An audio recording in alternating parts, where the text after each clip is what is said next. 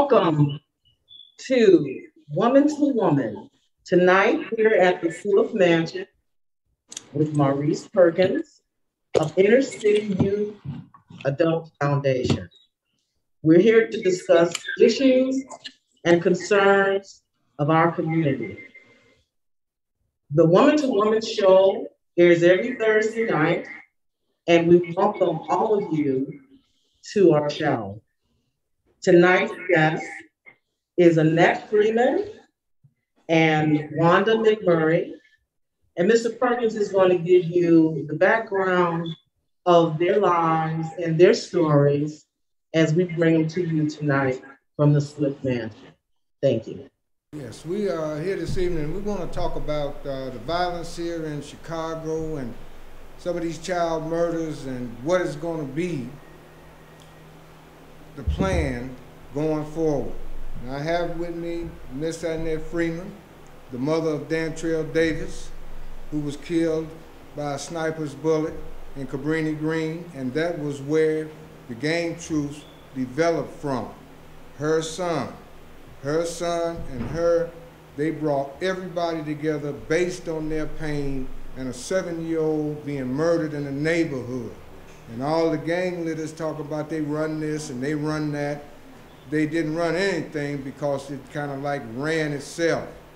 But with Dantrell Davis's experience, it brought this entire city together. It brought all organizations together. It brought Simon City Raw, Latin Kings. Everybody came to the table to talk about Dantrell Davis and how we could have a gang truce where it wouldn't be so much violence.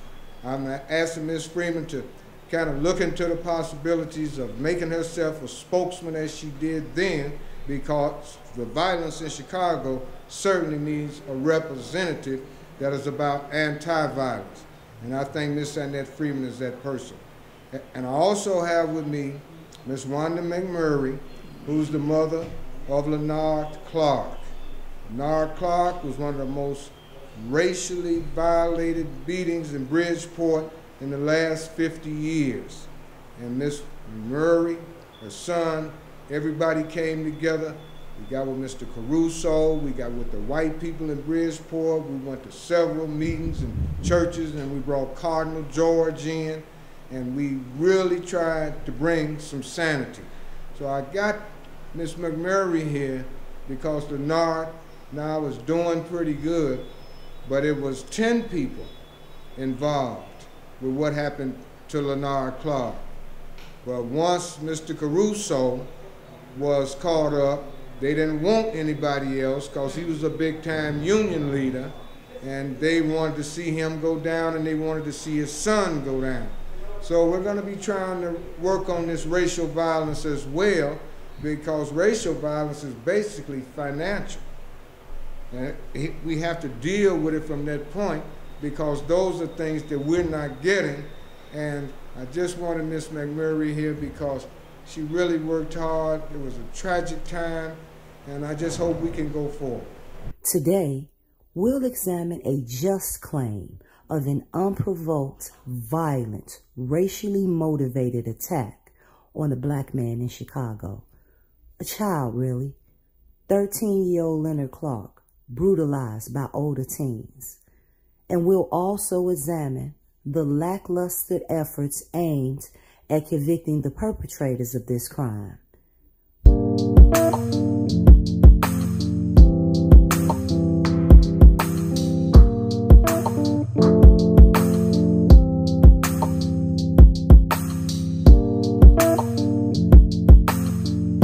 This 12-lane expressway divides the middle-class Irish, Italian, Lithuanian, center of mob activity neighborhood of Bridgeport to the left from the historic working-class black neighborhood of Bronzeville to the right. It is an 18-minute bike ride between the two neighborhoods. It is March 21st, 1997, and 13-year-old Leonard Clark is headed to Bridgeport to avoid paying a 25-cent fee to put air in his bike tire. He was leaving from his apartment in Stateway Gardens. Clark is accompanied by Cleavon Nicholson. After filling the tire, Clark and Nicholson play football for 2 hours with 3 neighborhood kids. Then they accompany those kids home to see if the kids can continue to play. Only the older of the children could stay out. Now a trio, the third child accompanies Clark and Nicholson down the street on foot, while Nicholson and Clark continue to ride their bikes. Further down the street, they become surrounded by the defendants. Caruso hit Nicholson and knocked him off his bike, according to Nicholson's statement to the police. One of the assailants told Caruso not to hit Nicholson because he was too little, to which Caruso responded, "Fuck this N-word." One of the attackers hit Clark so hard, his head slammed against the brick wall and he fell. Clark got back up and ran. Clark ran east on 33rd toward Princeton and turned north. Nicholson ran south. He looked back to see Clark being chased. Other Alma boys, the name of the group that the teenagers called themselves, threw a bottle at the older youth that had been with Nicholson and Clark. Nicholson ran until he was at the 35th Street L, the neutral point between the two neighborhoods. He waited for Clark. Clark never showed. Clark was found beaten, unconscious, on the sidewalk of 33rd and Preston, 30 yards away from the entrance of Jimbo's. Clark's assailants headed to a party immediately after the beating. Some of the other Alma boys were walking home when they were approached by police searching for clues in the earlier Clark beating. One of the men questioned gave the name of the 3 attackers. Nicholson and the other youth that had been with Nicholson and Clark picked the attackers out of a lineup. The trio was charged with attempted murder, aggravated battery, and a hate crime. Although Clark suffers massive head injury and goes into a coma, he doesn't die. Okay, Mr. Perkins. Yes. Thank you so much for introducing sort of the purpose of the show. And so, actually, Annette Freeman, can you give our audience an idea of what happened to your son all of those years ago and how that impacted your life and changed the city?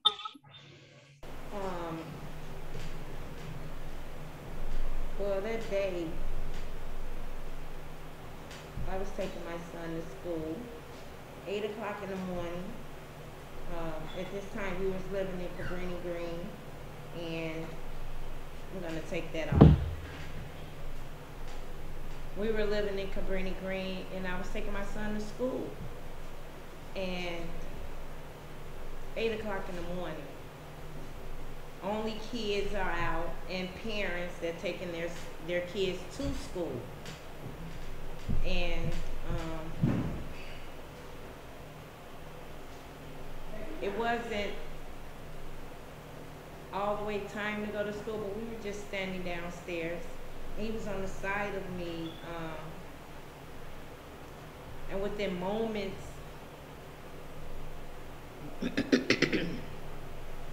of us standing downstairs and him proceeding to go across the street to go to school,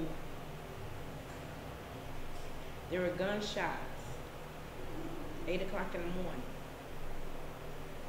And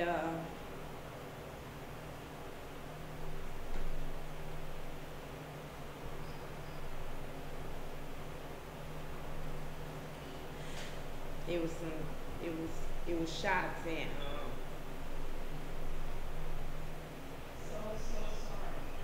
my son, you know, it's not like we wasn't used to hearing gunshots in Cabrini Green. It's not it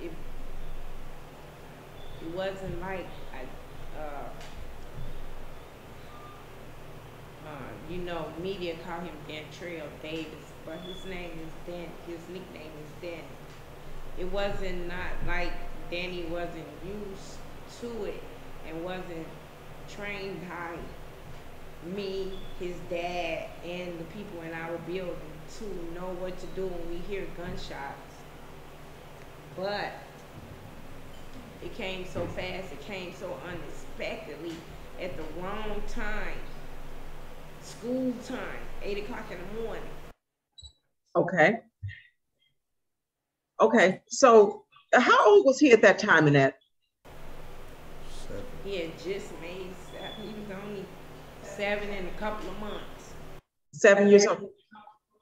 Right. And Mr. Perkins he's here to really talk about how it is that you turned that tragedy into something that became more nonviolent for the whole city, right? That event was turned into something, if we could call it positive, it was turned into something positive. Dontrell Davis. He was 7 years old when he was murdered in 1992 while walking to school from Cabrini Green. His death sparked a gang truce, the murder of a child even too much for the streets back then. Decades later, children are being murdered playing outside, in the house, in the car. Always investigating, Charlie DeMar has more on what happened to the code, where children were off limits. My son got killed in my face. You know, standing on the side of me.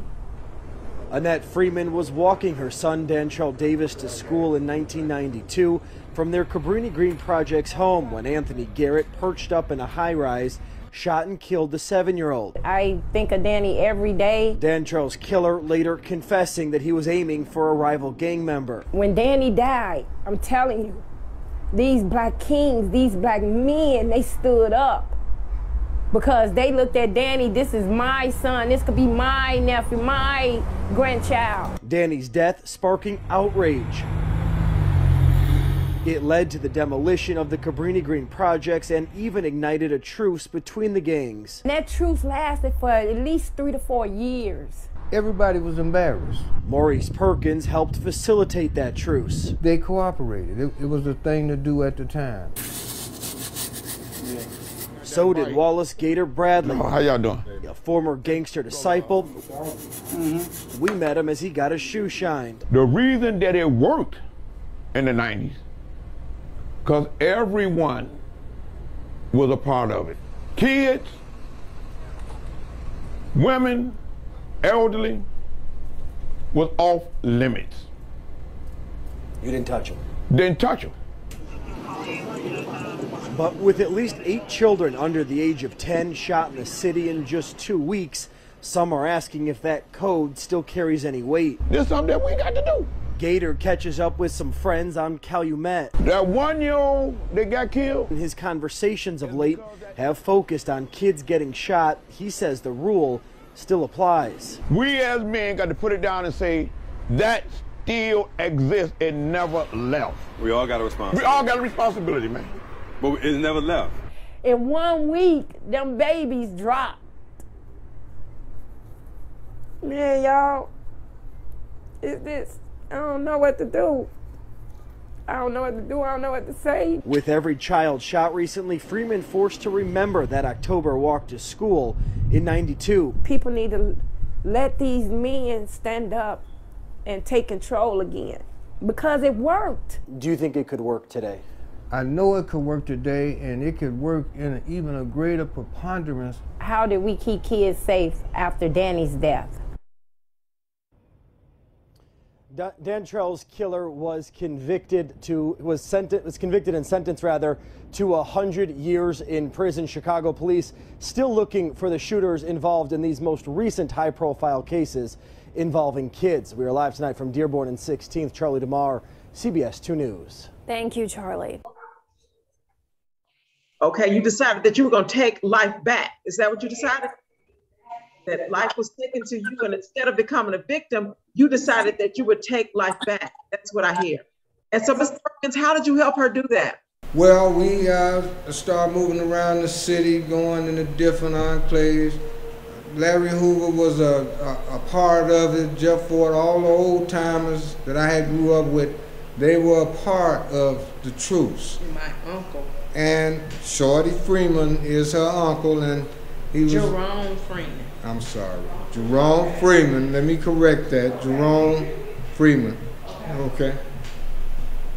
He was very instrumental. I could never forget that name because we worked very close together.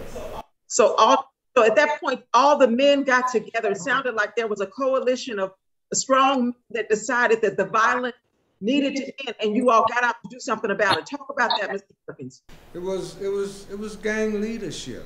And blocks taking back blocks. The men standing up, taking back control of their children. They took back control of their children.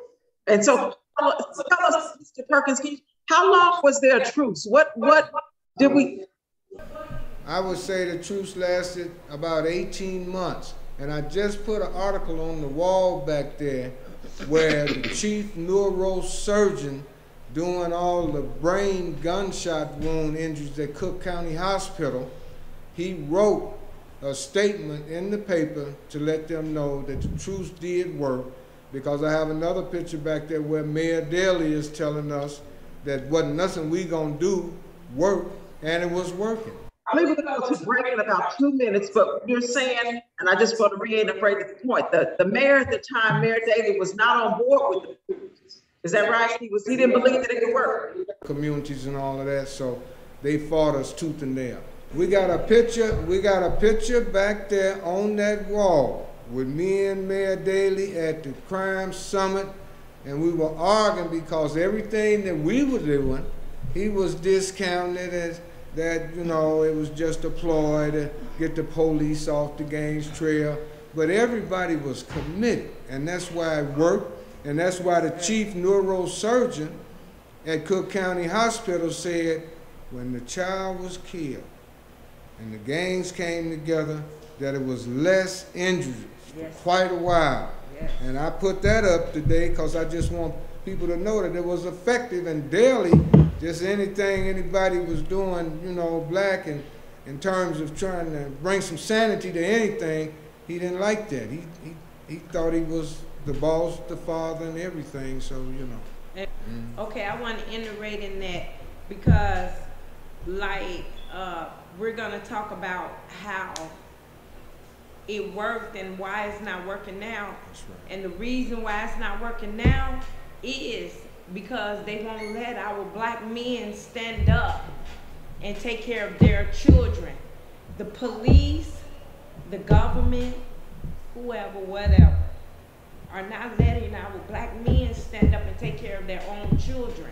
And the reason why is because when they stand up, they make them feel and seem like they are gang leaders. They are organizing a gang, when all the time our black men are standing up, taking care of their children, their nieces, their nephews, their black people.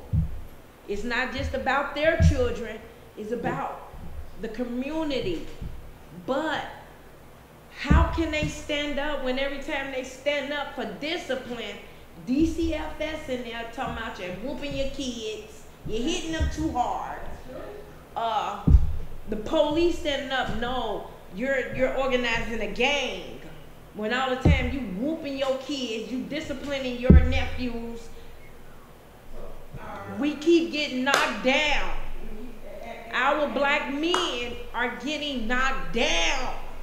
They keep coming at them with things like a RICO Act or gang related, when all the time our black men are taking care of their households, their block, their nephews, their nephews' friends.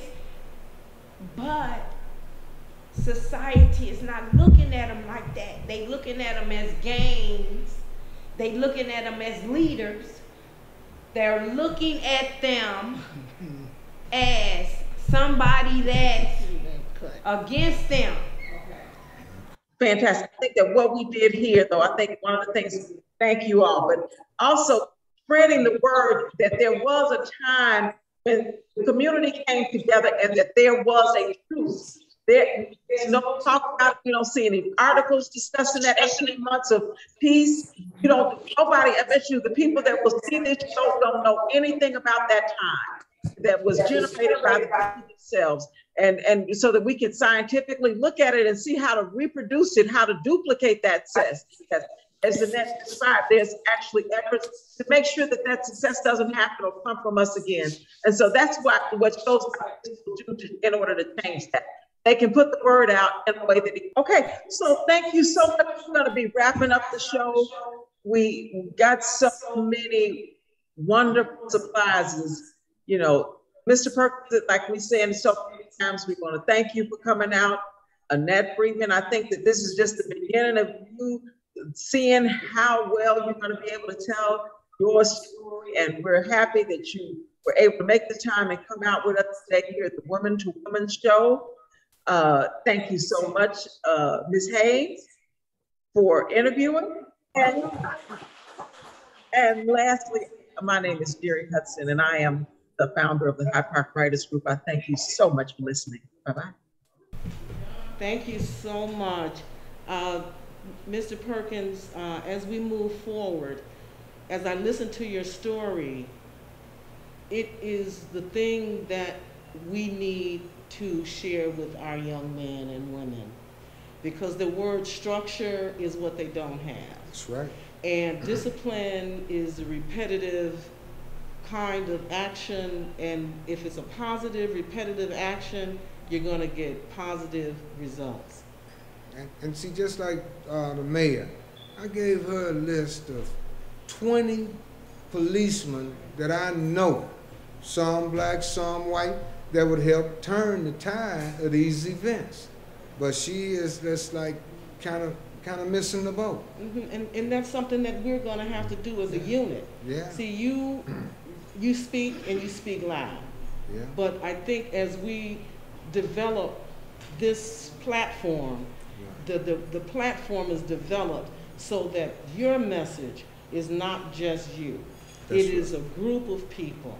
And as we grow this media and as we grow this message, it is our intent, because that's why we're here. Mm-hmm. I don't have time to be just dealing with nonsense. Right. I'm here because your message is so sound. And it's needed at this point, and everybody in the city can see that. Absolutely. Did you ever see David Brown show up with a plan? Did you see Mayor Lori Lightfoot show up with a plan? And that's what we need. And so as you develop, and we help you develop your vision, this is what we want to carry out. Tell our viewers, what is the mission of Inner City Youth Foundation, for those at home who don't know?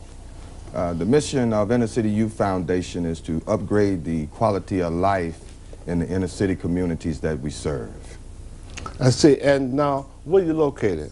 We're located at 4500 South Michigan Avenue in Chicago. Now, how long has the foundation been existing? We were founded in 1974. We had a nightclub called Caesar's Palace at 45th and Cottage Grove, and we had been quite successful. And some of the police and fire department friends I had wanted to do something socially in the community, like hold softball tournaments and take the young people out of the community. Now, what are some of the programs or some of the services that the foundation offers to young people? Well, right now, today we're working with new citizens. That means those people that are returning from incarceration that need support in many ways in terms of life management skills. You talk about job development, securing identification. As you know, a lot of people leave prison and incarceration without any ID. And we're also working on a transitional housing program at the mansion as well. Now, you know, I like that term, new citizens. That's correct. Because they are new citizens, because whatever they've done, they paid their debt to society, and they're coming on anew, like a new birth. Well, I'm actually plagiarizing a dear friend of mine by the name of Chris Moore. Yes, sir. And Chris Moore runs Exodus Renewal Society. He worked with the Urban League for several years, and he's about 20 years my junior, and hopefully he'll be taking over for me shortly, because he coined the phrase new citizen. Well, you know, as my great-grandfather always told me, there's nothing new under the sun. But you didn't plagiarize because you let everybody know who said it. Well, I'm just so proud of it, because he was a young man that did some time out in Los Angeles and was involved in some very strange criminal things out there, and he's come to Chicago, and he's gotten himself a BA degree in sociology, and and he's writing legislation and all to help those that were incarcerated to have human rights, at least upon return. Brother Perkins, there's something happening, something that's taking place at your facility at the Michigan Street location. What is the good news? Well, the good news is that my state representative, Ken Duncan, who chairs tourism, has seen fit to give us a pretty large grant to do the restoration of the Swift Mansion. The Swift Mansion was built in 1892 by Gustavus Swift. He was one of the richest people in Chicago at the time. He built this building for his daughter Catherine, who lived in the building, and also married the second largest meat packer in the country at that time, Mr. Morrison, and they lived in the building. The building has to be the finest building in Chicago. It's made out of a Georgia marble, and a lot of people mistake that for limestone.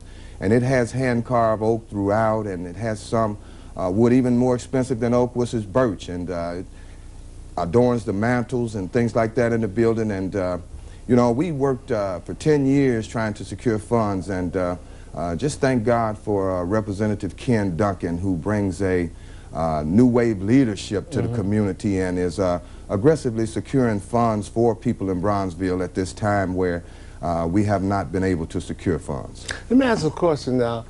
Bronzeville, and then you've been involved in that as a resume, say for over 20, 50 years in Bronzeville. Right. Now, but it appears that those people who have been in Bronzeville, when it was not Bronzeville, or when it was just King Drive or whatever it was, it appears that those people are being moved out. I mean, what is the issue here? Well, I mean, Bronzeville is a big deal now. Right. But what is the issue now? Are those folks who was there when there was nothing? Well, those people have been displaced, and Bronzeville has become a very bullish market. And in fact, we've got Wall Street capital on the streets of Bronzeville making purchases of properties. And in fact, like we talked about, my taxes going from $8,000 to $38,000, which is a fact.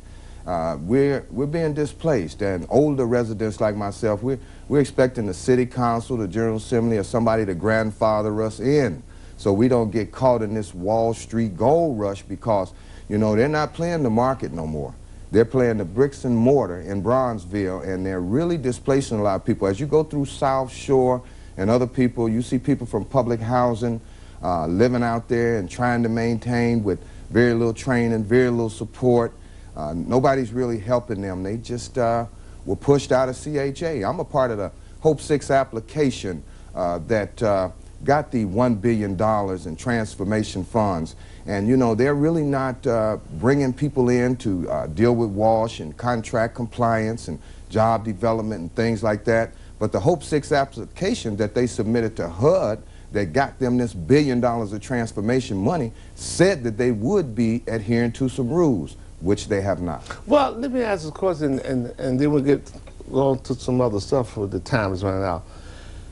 I mean, you understand that, other people in that community understand that.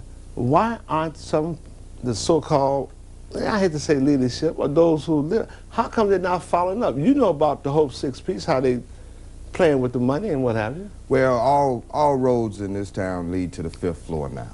If it's not sanctioned by the 5th floor, it's not going to happen.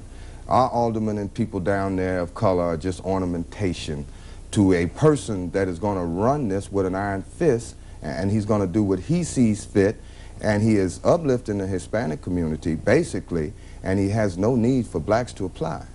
Let me ask you another question now. Back to the Swiss Mansion. Are there some other organizations or groups or individuals that's involved in this rehab project?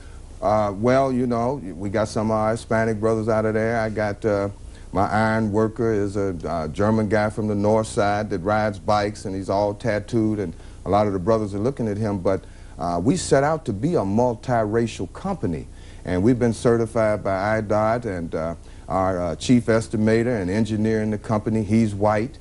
And, you know, we're not trying to segregate against anyone. We're trying to bring in the best people so we can be effective.